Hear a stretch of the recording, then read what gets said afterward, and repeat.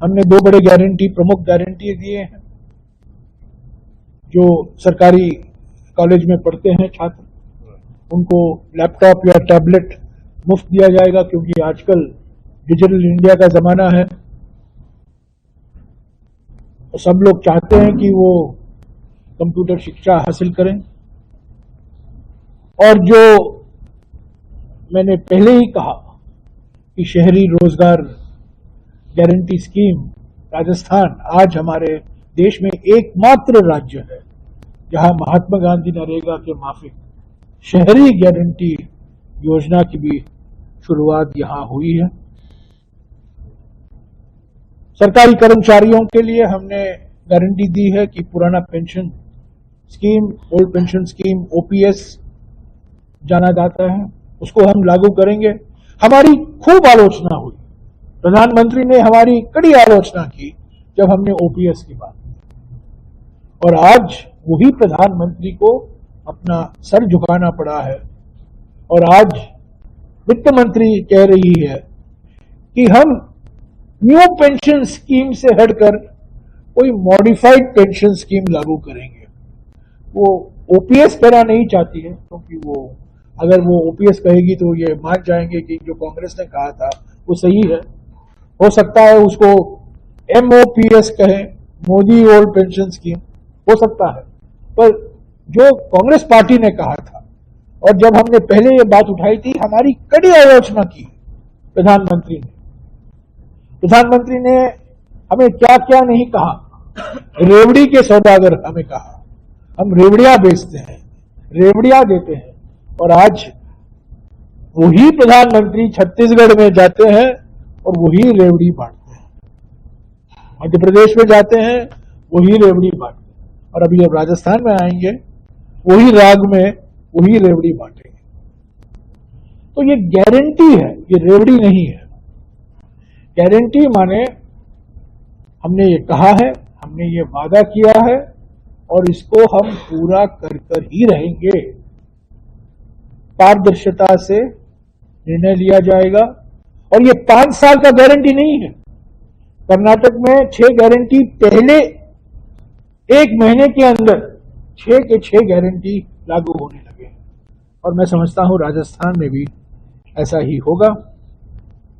मैंने गृहलक्ष्मी परियोजना का जिक्र किया है, और गोधन गारंटी है, गोबर खरीदने का, चिरंजीवी आपदा बीमा योजना है। इसकी जानकारी तो हमारे मुख्यमंत्री दिए हैं, और हमारी पार्टी की ओर से भी प्रचार हो रहा है। तो संक्षिप्त में ये कहूंगा कि ये गारंटियां जो हमने दी, 7 प्रमुख गारंटी जो हमारे प्रचार में हम इस्तेमाल कर रहे हैं, और जो पिछले 5 साल में हमने जो काम किया है, इसी के आधार पर हम जनता के बीच में जा रहे हैं और जनादेश मांग रहे हैं। अंत में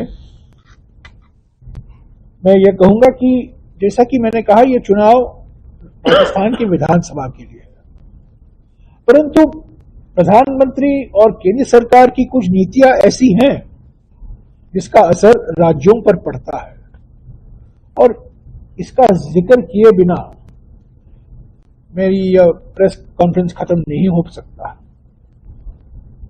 प्रधानमंत्री ने अभी अभी 5 साल के लिए प्रधानमंत्री गरीब कल्याण योजना लागू होगा, इसको और 5 साल चलाएंगे। ये क्या दर्शाता है? ये दर्शाता है कि आर्थिक पीड़ा आज भी बरकरार है, लोग परेशान हैं, गरीबी मिटी नहीं है, और तेजी से बढ़ रही है नोटबंदी और जीएसटी के लागू होने के बाद। अब मजबूर होकर इनको कहना पड़ा कि हम 5 साल और लागू करें। और ये प्रधानमंत्री गरीब कल्याण योजना है क्या?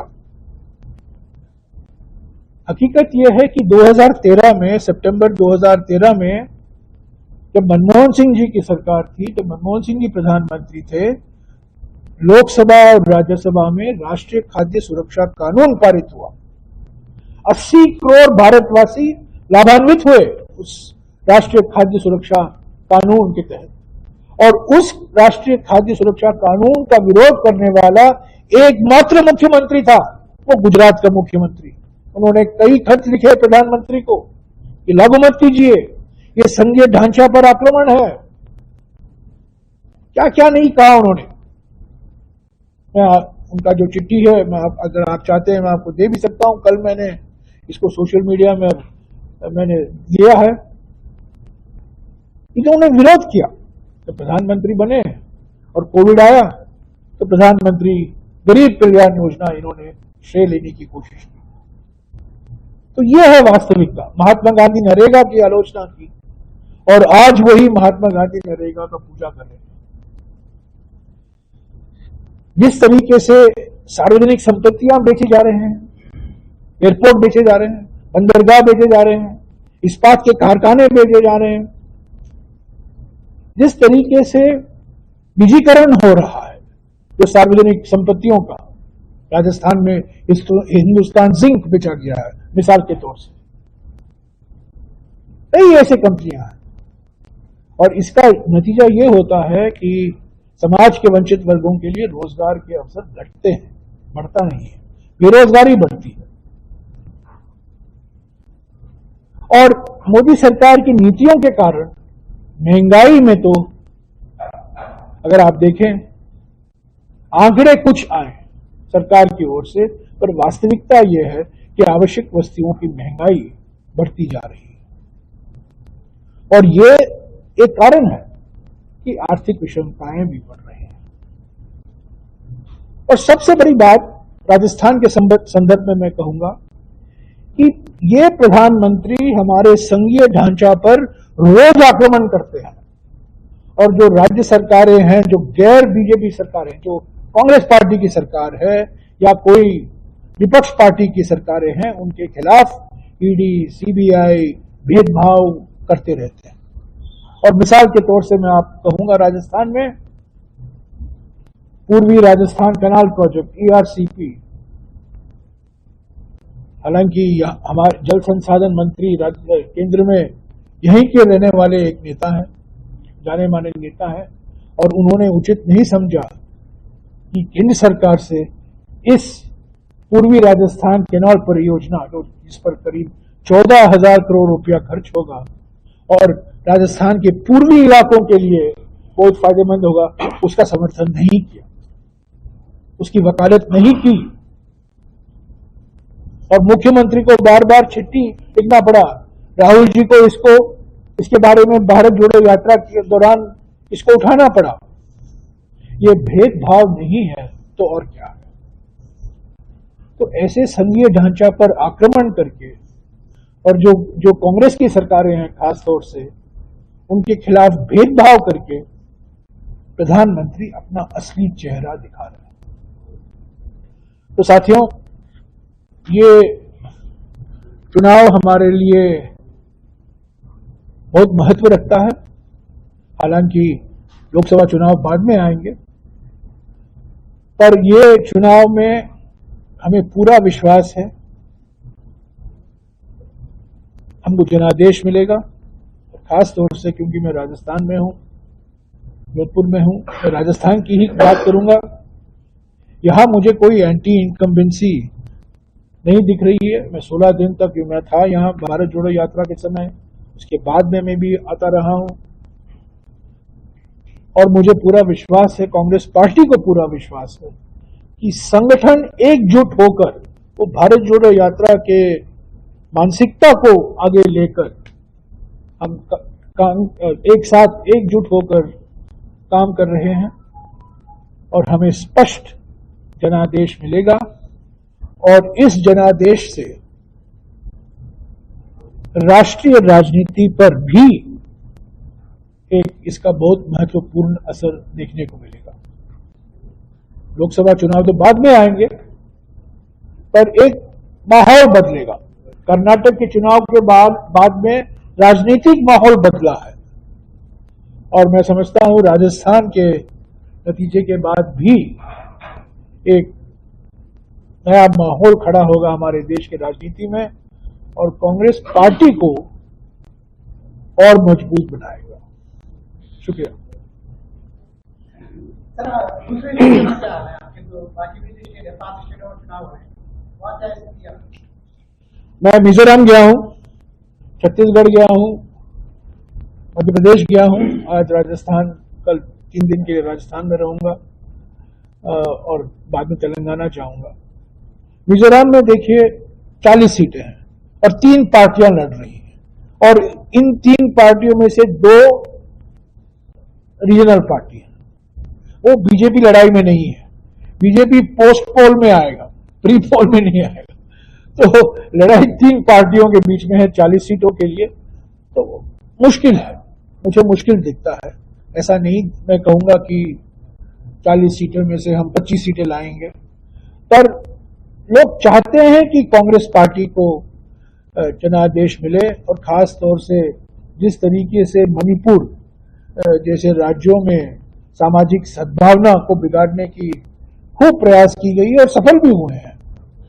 और जो तनाव, सामाजिक तनाव आज देखने को मिल रहा है मणिपुर में, वहां से प्रभावित होकर मिजोरम के लोग चाहते हैं कि कांग्रेस पार्टी एक बार फिर सत्ता में आए।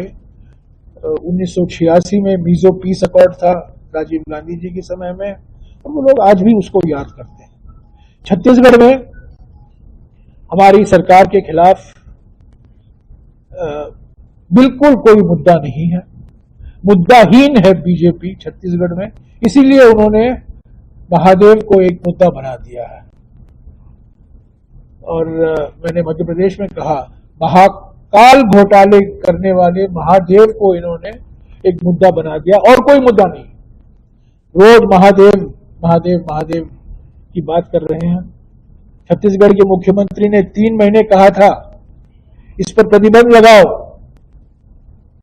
इसके जो मालिक हैं इनको गिरफ्तार करो, पर मोदी सरकार ने क्या किया, इस पर जीएसटी 28% की, यानी कि इसको कानूनी दर्जा दे दिया, ये गैर कानूनी नहीं था, अभी तो प्रतिबंध लगाया गया है। तो छत्तीसगढ़ में मैं नहीं समझता हूं कि बीजेपी के पास कोई भी मुद्दा है, घबराई हुई है, भोखलाई हुई है, परेशानी में है, इसीलिए इन्होंने ईडी और भारी इस्तेमाल किया है, ईडी और सीबीआई और इनकम टैक्स का। मध्य प्रदेश में पिछले 20 साल में 18 साल बीजेपी की सरकार रही है और आज भी लोग याद करते हैं किस तरीके से कमलनाथ जी की सरकार को गिराया गया, 2 साल के अंदर गिराया गया, कोविड के समय गिराया गया, लॉकडाउन को 10 दिन तक के लिए देरी की गई ताकि मध्य प्रदेश की सरकार गिरे और तब ही उन्होंने लॉकडाउन की घोषणा की। आपको याद होगा मार्च के महीने में 2020 में। तो मध्य प्रदेश में भी थकावट आ गई है, क्योंकि 18 साल से वही सरकार, वही चेहरा, वही घोटाले, वही अत्याचार महिलाओं पर, आदिवासियों पर, दलितों पर। तो मध्य प्रदेश में भी कांग्रेस को स्पष्ट बहुमत मैं समझता हूं दीवार पर लिखा गया।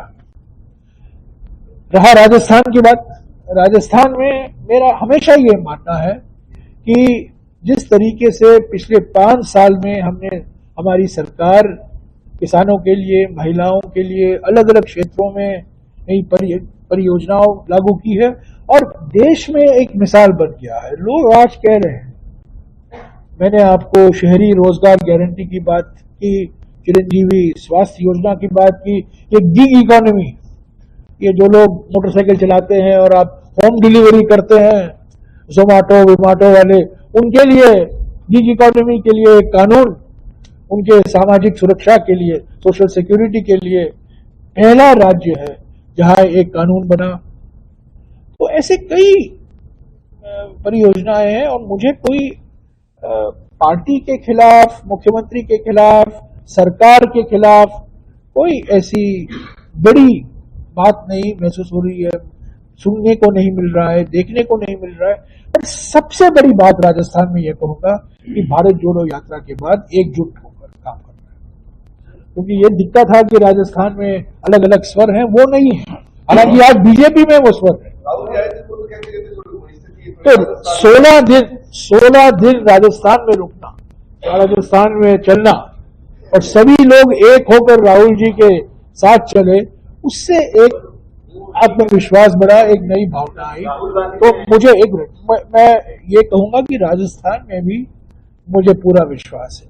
तेलंगाना में तो कर्नाटक के चुनाव के बाद बिल्कुल साफ हो गया कि तेलंगाना में भी बदलाव आएगा, बट तेलंगाना में हमारा मुकाबला बीजेपी के साथ नहीं है।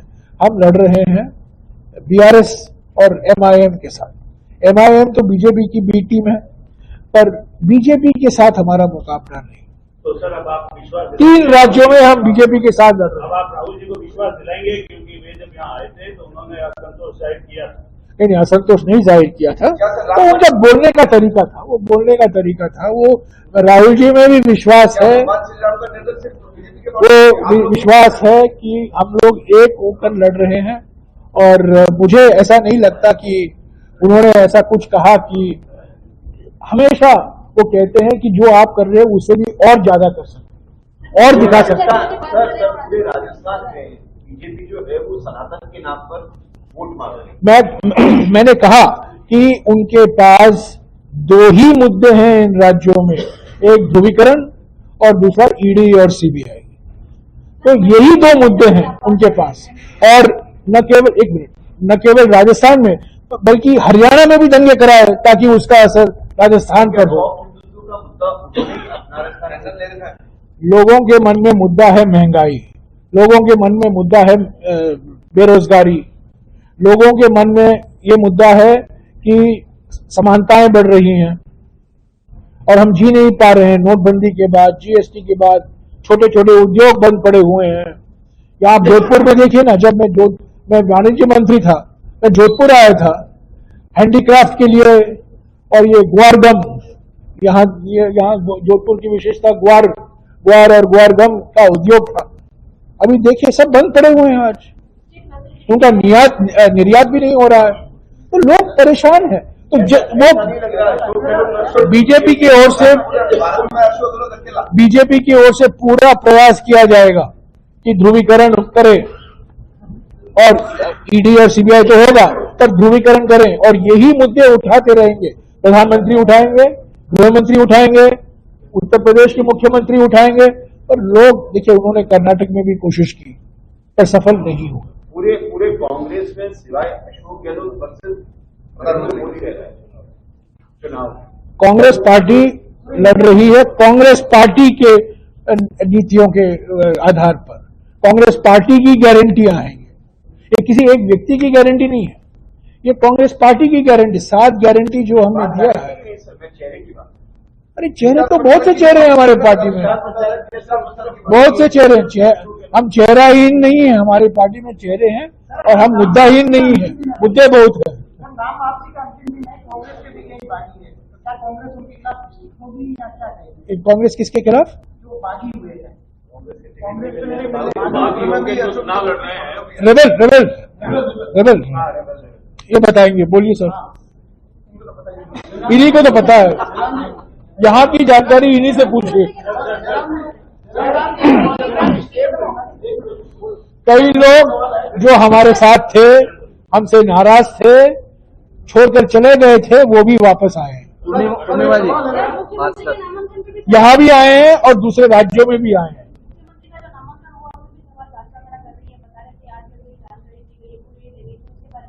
नहीं, मैं हर एक के बारे में मैं टिप्पणी करने नहीं आया हूँ। मेरे बड़े मुद्दे हैं, चुनावी मुद्दे हैं, जो हमारे चुनाव प्रचार के मुद्दे हैं, उसके बारे में ये कहूँगा। फलाना मंत्री ने ये कहा, फलाना व्यक्ति ने ये कहा, उस पर मैं टिप्पणी करना चाहता हूँ। उनके नॉमिनेशन को चैलेंज किया गया।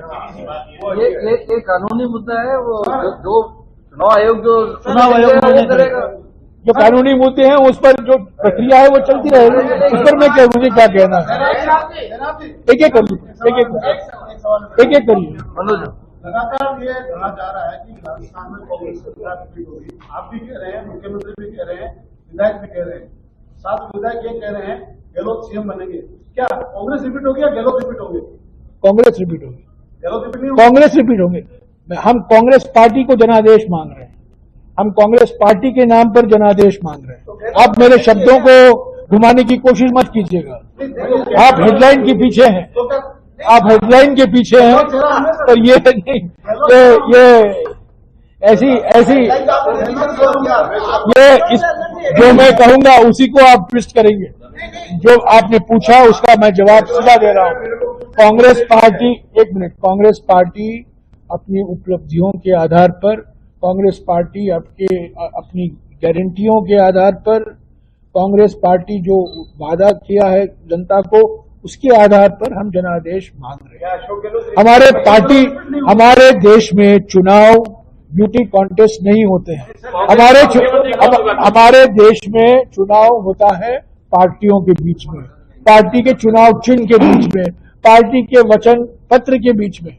व्यक्ति आते हैं, जनादेश मिलता है तो मुख्यमंत्री कौन होगा? बाद में देखा जाएगा। बाद में जब हमको जनादेश मिलेगा, यहाँ सारे विधायक बैठेंगे और मुख्यमंत्री चुनेंगे। वही तो हमारी प्रक्रिया है, वही तो हमारी सिस्टम है। सर, गारंटी अशोक गहलोत मुख्यमंत्री दे रहा है और आप करो मुख्यमंत्री चेंज कर देंगे तो गारंटी कांग्रेस पार्टी दे रहे हैं। आज मुख्यमंत्री अशोक गहलोत, मुख्यमंत्री पद के लिए कोई वैकेंसी नहीं है, अभी कोई वैकेंसी नहीं है। अशोक गहलोत जी मुख्यमंत्री हैं आज। अगर मुख्यमंत्री के हैसियत से वो बोल रहे हैं तो मुख्यमंत्री ही तो दे रहे हैं। राहुल जी दे रहे हैं, मुख्यमंत्री दे रहे हैं, खड़गे जी दे रहे हैं। हाँ जी,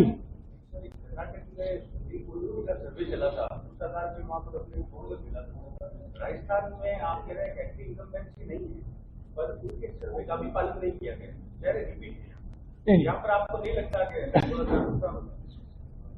उम्मीदवार घोषित किए गए हैं, वो लड़ रहे, चुनावी प्रचार में लगे हुए हैं। एक प्रक्रिया थी, अलग अलग समितियां थी, जिले स्तर पर समिति थी, पीसीसी के स्तर पर समिति थी, एआईसीसी का एक स्क्रीनिंग कमेटी था। उन्होंने उम्मीदवार चुने हैं और वो लड़ेंगे। इतिहास में जाने की कोई जरूरत नहीं है। सर, एनडीए गठबंधन जो इंडिया गठबंधन बना है उसको लेकर के कभी सनातन को लेकर के लूटे जाती है, कभी नीतीश कुमार जी जिस तरह विधानसभा भाषण दिया उसके लिए क्या कहते हैं कि क्या बार बार इस तरह से कांग्रेस मुद्दाहीन बीजेपी है, मुद्दाहीन बीजेपी। बीजेपी नहीं सर, आम जनता के मन की इस तरह की नहीं, हम किसकी बात कर रहे हैं? हम किस मुद्दे को उठा रहे हैं? हम जीएसटी की बात कर रहे हैं, हम जाति जनगणना की बात कर रहे हैं, हम महंगाई की बात कर रहे हैं। हमने कल सारा दिन नोटबंदी का 7 साल पहले यहाँ नोटबंदी लागू हुआ था, उससे हमारी आर्थिक व्यवस्था पर क्या असर हुआ? सहयोगी दल इस तरह से करता है, उसका नुकसान कांग्रेस को। वो माफी मांग चुके सर, उन्होंने स्पष्टीकरण दिया है, उन्होंने माफी भी मांगी। 200 में से कितने नंबर आने की? ये आप लोग एक लाइन किस खोज में है? एक लाइन के खोज में, एक लाइन चलाने के लिए खोज में, एक शब्द खोज में। उन्होंने माफी मांग लिया है। कितने नंबर आ रहा है? कितने नंबर आ रहा है 200 में? ये मैं ज्योतिषी नहीं हूँ। मुख्यमंत्री के तौर पर नहीं है क्या? मैं ये कहूंगा, कर्नाटक में भी मैं एक मिनट कर्नाटक में भी ये सवाल मुझे पूछा गया, 110, 115, ये सत्ता बाजार का खेल है, वो नहीं। मैं ये कहूंगा क्या ट्रेंड क्या है, रुझान क्या है। और कर्नाटक में यह बिल्कुल स्पष्ट था कि हमें बहुमत मिलने वाला है। तो राजस्थान में मैं 1 साल से देख रहा हूं, भारत जोड़ो यात्रा के समय से देख रहा हूं, एक लोगों में एक विश्वास है कि कई दिनों पहले ये आंकड़े के खेल में नहीं पढ़ूंगा, 156 के खेल में नहीं पढ़ूंगा। पर एक चीज, एक मिनट, मैं कहूंगा 2004 का याद दिलाऊंगा। 2004 में इंडिया शाइनिंग था, आपको याद है? India shining. मैं एकमात्र व्यक्ति था 2004 में जब मैंने कहा कि बहुमत कांग्रेस की आएगी और मिली जुलत सरकार बनेगी। लोगों ने हंसी मजाक मेरी की, लोगों ने कहा कहां से आएगा, इंडिया शाइनिंग है इंडिया। मैंने नहीं कहा कि 140 सीटें आएंगी, मैंने नहीं कहा कि 150 सीटें आएंगी, मैंने कहा ऐसा मुझे लगता है कि लोग तंग आ चुके हैं और ये इंडिया शाइनिंग ये सब एक दिखावा है, इसका कोई असर नहीं होगा। वाइब्रेंट सर आप बार बार, क्योंकि भारत जोड़ो में आप यहाँ रहे हैं और लंबा चौड़ा रहे। राहुल गांधी जी भी यही रहे थे, उन्होंने भी इसी बात को लेकर के असंतोष जाहिर किया था कि यहाँ स्थिति थोड़ी सी मुश्किल है। अब आप फाइनली बता दीजिए, क्योंकि अब वापस दौरे पर है, वो जो मैसेज उन तक भी पहुंच जाए, क्या स्थिति है? वो तो आएंगे अभी आज तो मध्य प्रदेश में है, जरूर राजस्थान में आएंगे। नहीं, मैंने कहा कि भारत जोड़ो यात्रा के बाद हमारे संगठन में एक नई जान आई है, हमारे संगठन में एक नई एकता देखने को मिला है। हम संगठन एक होकर हम ये चुनाव लड़ रहे हैं, और राहुल जी भी जानते हैं। और राहुल जी ने क्या कहा, हमें और मजबूत होने की जरूरत है, हमें और आक्रामक तरीके से प्रचार करने की जरूरत है। वही तो कह रहे हैं, उसमें तो कोई दो राय नहीं हो सकती। आक्रामक होकर प्रचार किया जा रहा है, राजस्थान में नहीं किया जा रहा। इस बार जो मैंने देखा है, मेरे 30 साल के अनुभव मैंने देखा है, इस बार जिस तरीके से मुख्यमंत्री सोशल मीडिया में छाए हुए हैं, मैंने कभी नहीं देखा। इस तरीके से कांग्रेस पार्टी सोशल मीडिया का इस्तेमाल कर रही है, राजस्थान, खासतौर से राजस्थान का जिक्र कर रहा हूं। जिस तरीके से कांग्रेस पार्टी प्रचार कर रही है और लोगों तक अपना संदेशा पहुंचा रही है, मैंने कभी नहीं देखा। डिजाइन बॉक्स पर भी तो बहुत बड़े सवाल उठे। आप मुझे बॉक्स में मत डालिए। मोदी जी का रोड शो हो रहा है जोधपुर में, मोदी जी का रोड शो हो रहा है। हाँ जी, मोदी जी का रोड शो जोधपुर में आ जा रहा है। हम ये चुनाव मैं नहीं समझता हूं बीजेपी मोदी के अलावा और कुछ मुद्दा लाएगी। अब ये तो प्रधानमंत्री पद के लिए चुनाव तो नहीं है, ये विधानसभा के लिए चुनाव है। छत्तीसगढ़ में मोदी गारंटी, मध्य प्रदेश में मोदी गारंटी, हालांकि मिजोरम नहीं जा पाए क्योंकि वो मणिपुर नहीं गए थे, मिजोरम भी नहीं जा पाए, नहीं तो वहां भी वो मोदी गारंटी कहते। राजस्थान में आएंगे मोदी गारंटी, तेलंगाना में मोदी गारंटी, ये बार बार मोदी गारंटी का क्या रहा है? सर, आपके महंगाई एक मुद्दा है सबसे बड़ा, तो राजस्थान में सबसे महंगा पेट्रोल डीजल, इसके बारे में क्या कहेंगे? राज्यों के लिए पहले केंद्र सरकार की जिम्मेदारी बनती है कि इस पर जो कर लगाया जाता है उसको घटाएं, बाद में राज्य सरकारों को सलाह दें, राज्य सरकारों को उपदेश दें। ये महंगाई का कारण है केंद्र सरकार की नीति। राज्य सरकारों को दोषी मत ठहराइए। और जो कानून था एसेंशियल कमोडिटीज एक्ट, जो राज्य सरकारों के हाथ में एक हथियार था महंगाई से लड़ने का, उसको भी कमजोर किया गया।